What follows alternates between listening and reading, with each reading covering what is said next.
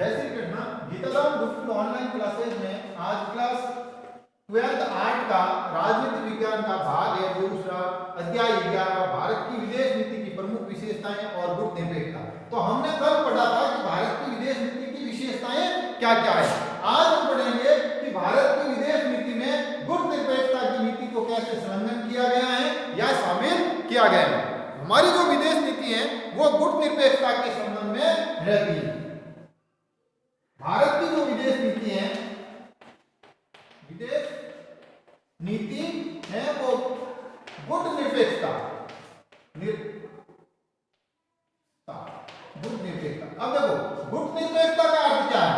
वैसे तो देखने में शाब्दिक रूप से तो यह प्रतीत होता है कि गुट निरपेक्षता का अर्थ है किसी भी गुट में शामिल नहीं होना। क्या नहीं होना है? गुट में शामिल नहीं होना, ये नहीं है। अगर भारत किसी भी गुट में शामिल नहीं होगा तो उसका आर्थिक और है जो विकास नहीं होगा, जो विश्व में आधुनिक है वो नहीं होगा। लेकिन यहाँ गुट निरपेक्षता का अर्थ ये नहीं है कि हम शामिल नहीं है। गुट निरपेक्षता का अर्थ ये नहीं है कि गुट में शामिल होना। दूसरा ये है कि गुट निरपेक्षता का अर्थ है कि हम किसी भी है जो सैनिक शक्ति क्या सैनिक शक्ति या सैनिक गुट के साथ शामिल नहीं होंगे। क्या नहीं होंगे? शामिल नहीं होंगे। बाकी जितने भी हमारे चाहे वो राजनीतिक हैं या वो आर्थिक हैं उसमें हम विश्व मंच पर होंगे। क्या होंगे? विश्व मंच के साथ होंगे। क्या होंगे? विश्व मंच के साथ होंगे, संलग्न होंगे। तो भारत की जो विदेश नीति है वो गुट निरपेक्ष नीति है। इसका मतलब यह है कि हम किसी भी सैनिक गुट में शामिल नहीं होंगे।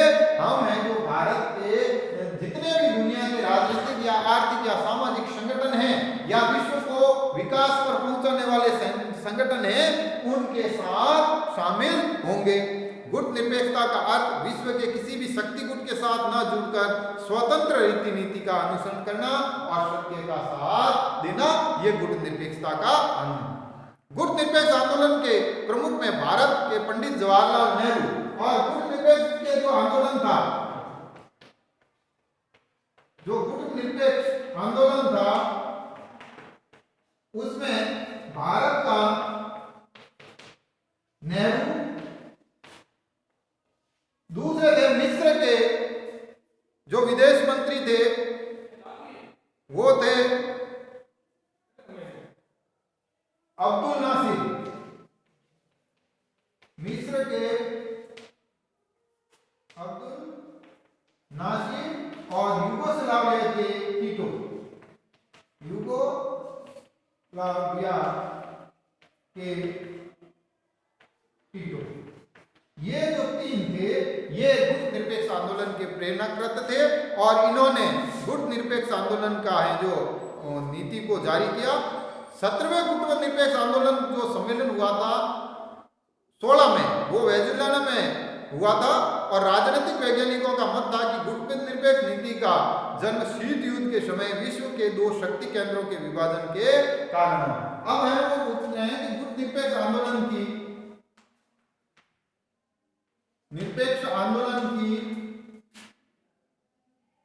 जो स्थापना कैसे हुई। स्थापना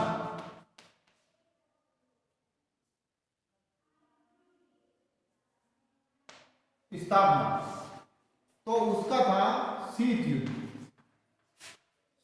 युद्ध के दौर में उसके विरुद्ध। क्या विरुद्ध है? जो शीत युद्ध के दौर में शीत युद्ध के विरुद्ध है जो एक आंदोलन के रूप में हुई। क्या हुई? आंदोलन के रूप में हुई। शीत युद्ध में विश्व दो गुटों में शामिल था। एक था साम्यवाद और दूसरा था पूंजीवाद। क्या था? पूंजीवाद। जब विश्व का कोई राष्ट्र या नवोदित राष्ट्रों के लिए जरूरी था कि या तो वो किसी एक गुट में शामिल हो या नहीं तो फिर वो गुट निरपेक्ष के साथ संलग्न हो। क्या हो? गुट निरपेक्ष के साथ संलग्न हो।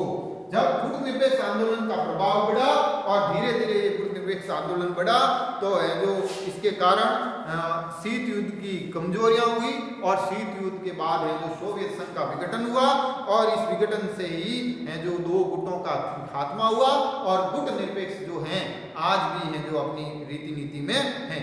गुट निरपेक्ष की नीति वह है जो विश्व में स्वतंत्र नीति के अनुगमन पर बल देती है। गुट निरपेक्ष की नीति सभी गंभीर अंतर्राष्ट्रीय समस्याओं पर निरपेक्ष, पूर्वाग्रह रहित, स्वतंत्र और वस्तुनिष्ठ है जो दृष्टिकोण अपनाने की वकालत करती है। अब गुट निरपेक्ष का जो प्रेरणा है या गुट निरपेक्ष का जो कार्य विधि है वो ये है।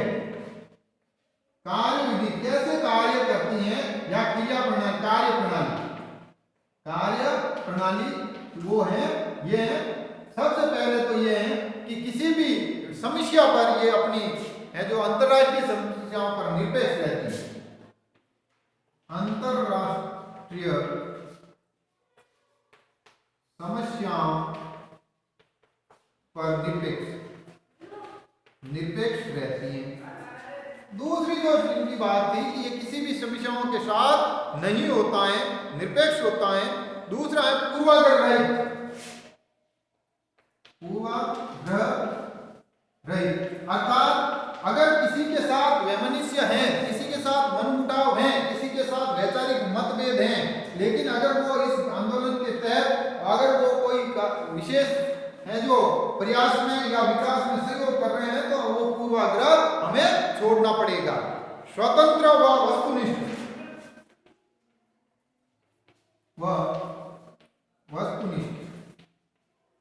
स्वतंत्र और वस्तुनिष्ठ। स्वतंत्र का अर्थ है कि हर तरह से किसी के दबाव में नहीं होना। क्या नहीं होना? दबाव में नहीं होना। स्वतंत्र का अर्थ है किसी भी वैश्विक समूह के दबाव में नहीं होना। और दूसरा है वस्तुनिष्ठ, यानी ऐसा सहयोग जो वास्तव में उपयोगी हो, वो है जो वस्तुनिष्ठ होता है। तो इस आधार पर गुट निरपेक्ष आंदोलन की जो नीति है वो कार्य करती है। आगे गुट निरपेक्ष आंदोलन में यह तटस्थता की नीति बिल्कुल नहीं। गुट निरपेक्षता का अर्थ नहीं है कि नॉन एलिगेट, तटस्थता नहीं है।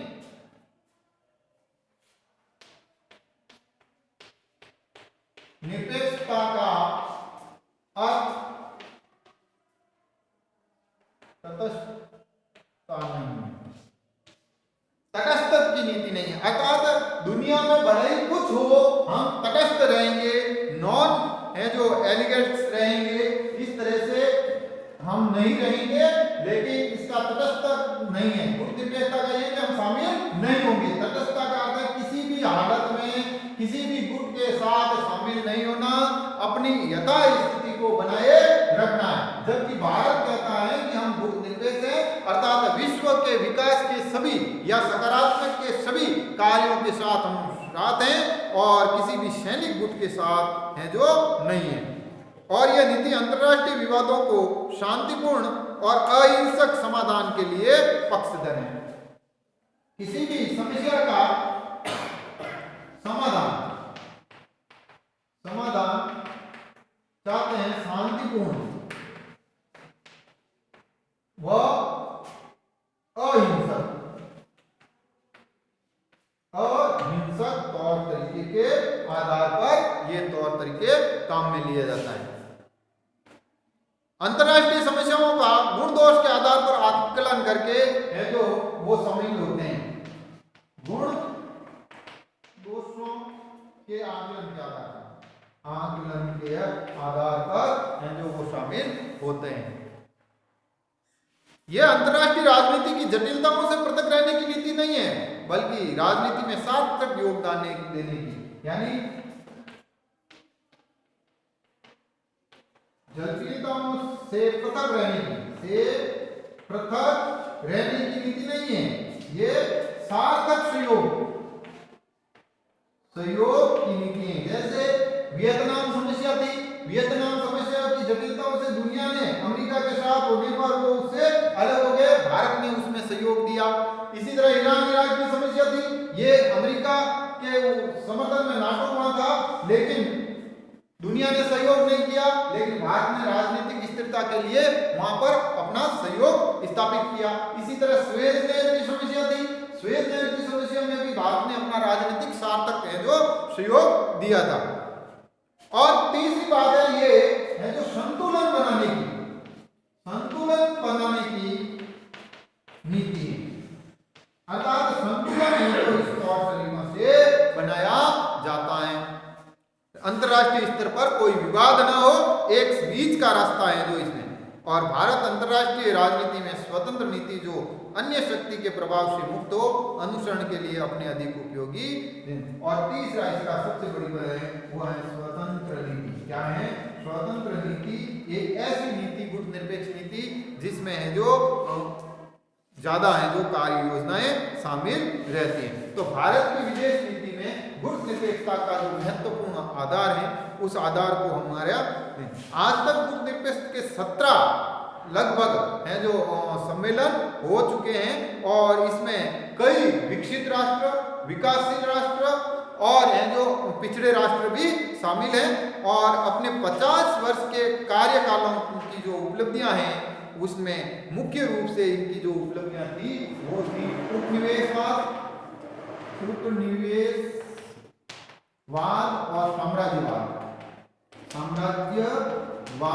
का खात्मा या समाप्ति इन दोनों चीजों की रही थी। इसी की वजह से एशिया और अफ्रीका में जो विश्व के सबसे बड़े महाद्वीपों में से एक है, उनमें है जो इन दो चीजों की है जो उन्मूलन हुआ था। फिर ये एक चीज और करता है कि नवोदित राष्ट्रों का अर्थ है वो राज्य या नवोदित राज्य जो कभी भी किसी उपनिवेश के अधीन रह चुके थे या किसी साम्राज्यवादी नीति के अधीन रह चुके थे, और अपने आप को जिन्होंने आजाद करवाया सेकेंड वर्ल्ड वॉर के बाद, और वहां पर है जो अपने राजनीतिक सत्ताएं स्थापित की, उसमें ये सहयोग के लिए विश्व मंच को एक मंच उपलब्ध कराता है। कल हम इसकी जो प्रासंगिकता है उसके बारे में पढ़ेंगे। तब तक के लिए धन्यवाद।